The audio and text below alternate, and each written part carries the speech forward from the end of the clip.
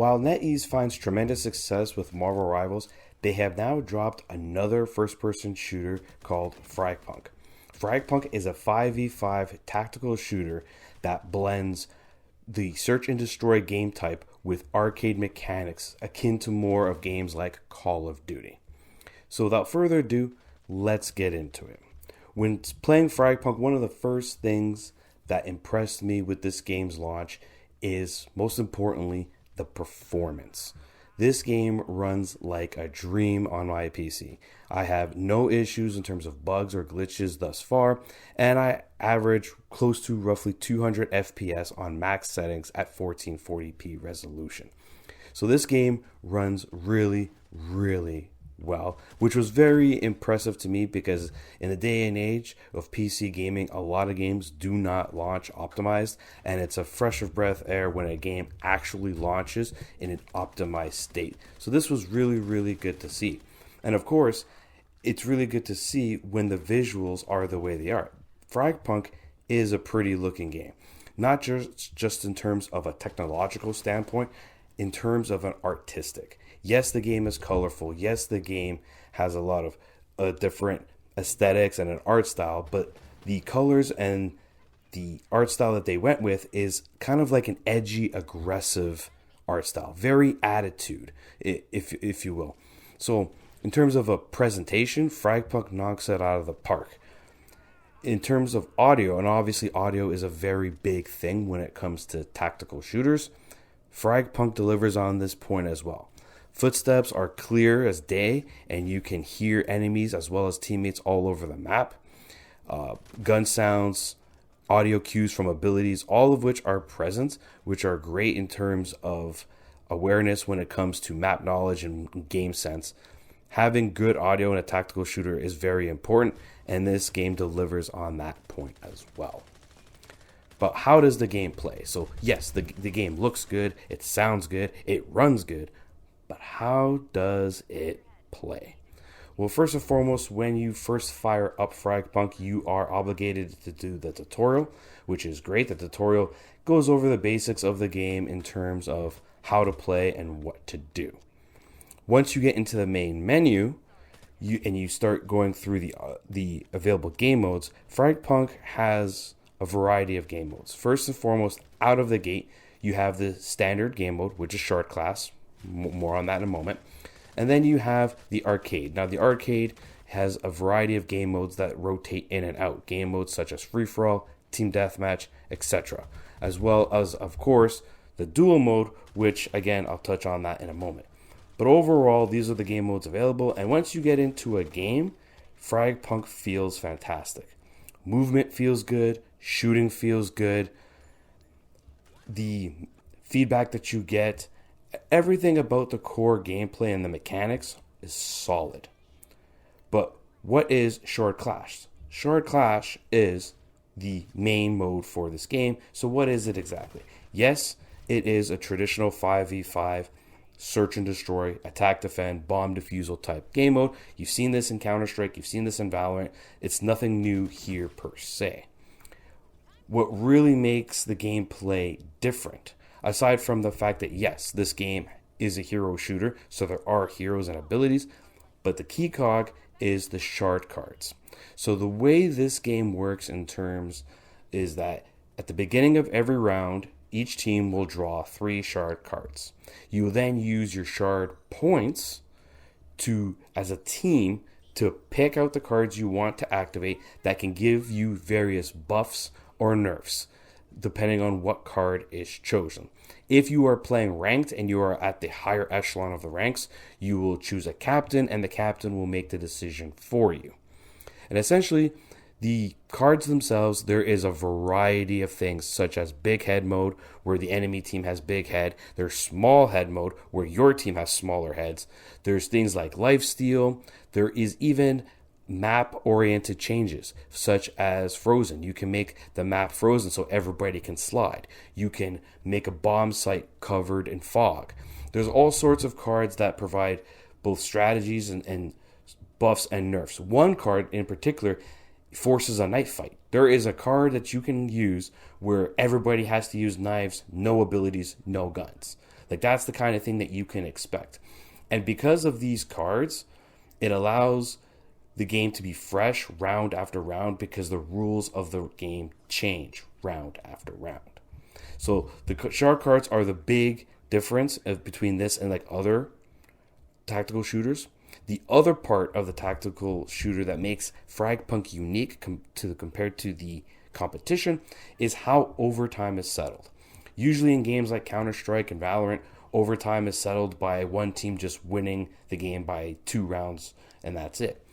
Whereas in FragPunk, they settle this with a duels. Now there is a duel mode in the arcade that I mentioned earlier that is just this section of the game.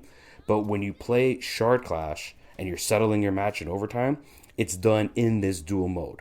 And the way it works is you'll go into a smaller custom-sized map, and each team will choose the order of which you are shooting, whether you're shooting from first, second, third, fourth, or fifth. And one person will go out and shoot against the enemy team while everybody else spectates. And the way it works is whatever health you have left or utility carries over from round to round. So if you take 50 damage on your first round and you used one of your grenades, when you go against the next enemy, you're still at that same health pool of 100 HP and you have one less grenade because you already used it. And it carries on round from round.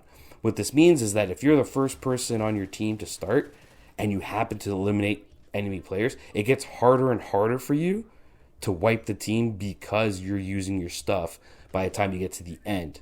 And the first team to eliminate all 5 members of the enemy team will win the match. That is how overtime is settled. I enjoyed this mode in the beta, and I enjoy this mode here now. I think this is brilliant and the best way to solve overtime, and it makes it different because there's so much pressure, yet it's so rewarding. Because you know that everyone on your team is watching you, and you got to clutch up. But it's so satisfying when you do it. And it's just a great way and a unique way to settle overtime. And I'm really a fan of this mode, and it's glad to see that in the arcade you can play that mode specifically if that's what you want to look at or if that's just one you want to practice. Now, this is also a hero shooter, so you do have a variety of heroes. Now, the game gives you 5 heroes. They're called Lancers. They give you 5 at the gate, and you can unlock up to 2 via challenges, and that's it. This is where things start to go south for FragPunk, at least for me. You get 2 unlocks via challenges. The rest of the unlocks, you have to grind the game, and it is incredibly slow. It was so slow, in fact, that the developers then gave everybody enough currency because of the feedback to give them a 3rd unlock. That's how slow it is. To put things into perspective, you need just shy of 19,000 gold to unlock 1 Lancer, but you only average about 100 and change per game. So to put things into perspective, every 10 games, you'll be sitting at somewhere around 1,100 gold per 10 games. It is very, very grindy. And of course, that is because they want to incentivize monetization. Now, for the most part, monetization in FragPunk is cosmetic only, with the exception of Lancers. You can buy heroes outright by just using the frag points that you can purchase with real money, or you can subscribe to the game's subscription model, which will give you the Lancers unlocked at all times. So again, this is an issue for me, in my opinion, because I understand that they got to make money, but this is a gameplay related issue. And at any given point, if a new Lancer is released and they're overpowered, or if they do a balance patch and this Lancer becomes overpowered and they're tied behind that kind of a grind or spending money, it's not a good thing. There's a reason why the Overwatch community backlashed against heroes being tied to a battle pass. There's a reason why people just don't like it and that heroes should be free for everybody at all times. It is done so that when you play ranked, you play competitive, it is a level playing field and it keeps the game and competitive integrity intact. Whenever you do this, There's always opens the door for possibilities where, yes, this character is pay to win. And if you don't have it, you're kind of screwed. And if you don't have enough gold, guess what you're doing? You're either paying money to the subscription service or you're buying the character outright. So it is an issue in my opinion. And aside from this brings me to the other issue. Yes, the game, free to play, has cosmetics. We know this. This is true and true. But this game has 9 different currencies. Now, I'm not saying that the game is predatory, because I don't think in terms of monetization it's predatory, considering that majority of the items, with the exception of Lancers, is cosmetic only. Okay, that's fine. But it's so many different currencies combined with a very, very cluster mess of a UI that I've ever seen, that it is daunting for new players. You will get used to the menu over time, but when you first fire it up, you're going to be overwhelmed. There's so many different menus. Navigating it's a pain, and it just seems like every time you click on either the store or a challenge, it's like it's a different currency. You know, you have your main 3, you have your gold, which uses to unlock Lancers and some items. Then you have another currency, I forget what it's called, but it's used to upgrade to unlock certain lower tier cosmetics, such as a different color skin, a reskin of a color, or a Lancer background, things of that nature. And then you have the actual frag currency where you actually have to spend money out of your pocket. They even have a challenge where it rewards you more gold if you spend more money. Sure, they have a disclaimer that says, hey, only spend what you can afford. But the fact that you even have that in there is just, it's ridiculous. And again, I don't think the monetization is predatory. I just think the menus are very convoluted. And when you take the menus being convoluted and add in all the extra currencies, it is very overwhelming to new players, and it could put off people. People might look at this and says, is this a video game or are you just trying to sell me stuff? You know, so like I'm not a fan of the convoluted menu system. I'm not a fan of the currencies, and I'm not a fan of putting the Lancers behind a paywall or a grind wall. It wouldn't be so bad if the game wasn't so grindy, but it is very, very grindy. Aside from this, the last thing I want to touch on is customization.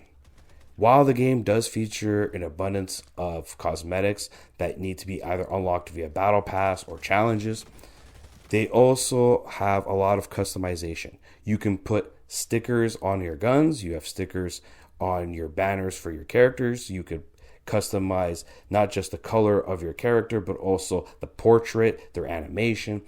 The one thing I will give credit is there is lots and lots of customization, similar to that of like Overwatch, where Overwatch has emotes, highlight reels, different victory poses, very similar kind of stuff here.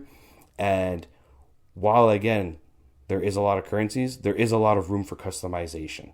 So it's kind of weird where it's like, hey, you give me all these options, but, and as good as it is to have these options, it's also overwhelming. So overall, the way I see FragPunk is, do I recommend people playing FragPunk? Absolutely. If you are looking for a tactical shooter that is, I guess you could call an arcade tactical shooter, something that is more casual friendly, pick up and play friendly, definitely check out FragPunk. The only thing bear in mind is that you have to be mindful that the menus are convoluted and there is a boatload of currencies. But once you get past the menus, once you get past the convoluted menus, the currencies, etc., and you actually just get into a game, FragPunk is great. If you're willing to fire up the game, click play, choose your mode of choice, and just jump in, FragPunk is a fantastic game that is definitely worth playing. I'm having a blast playing FragPunk. I'm quite addicted to it. It is really, really good and fun to play. It's just, there's a lot of outside the game noise that can be very frustrating and irritating to some players. So overall, I recommend FragPunk. Definitely check it out. I'm giving FragPunk an 8.5 out of 10. This is Veteran Gamer, and I hope to see you guys next time.